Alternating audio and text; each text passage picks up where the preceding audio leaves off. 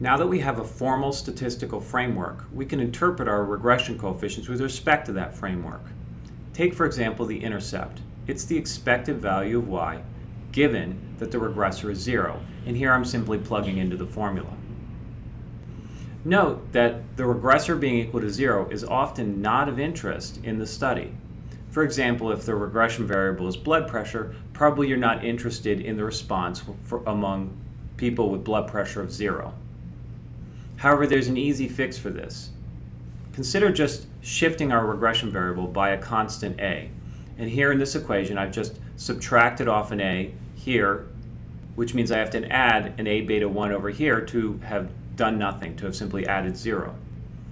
Well, this is exactly rewriting the regression equation as beta naught tilde plus beta 1 times x minus a new regression line with a new intercept, the same slope, and my regressor now shifted by a constant a. So this goes to show you that if you shift your regressor by a constant, it doesn't change the slope, however it does change the intercept. Now the intercept is interpreted not when x is 0, but when x is this value that you shifted it by, a.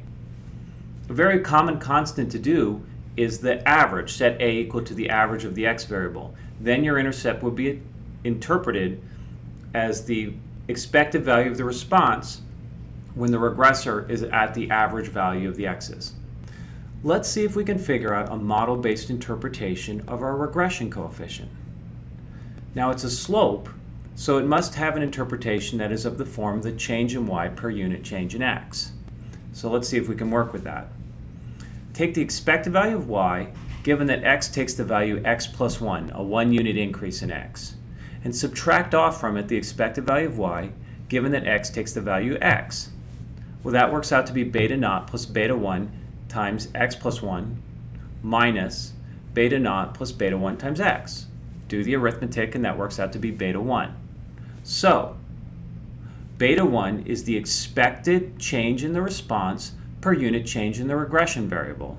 And so it has a nice interpretation. It's not that different from the regular interpretation of a line, just now with the expected value, the conditional expected value of the response. Now remember, if we shift the x variable, it doesn't change the slope. We discussed that on the previous slide. What if we scale the regression variable? And we're usually scaling by a number, say a, that's positive.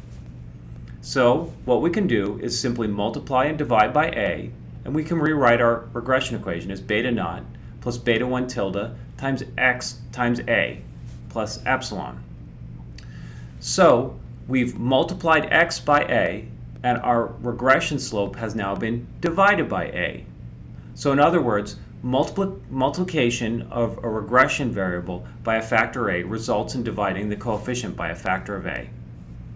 Let me give you a simple example to hopefully solidify these points.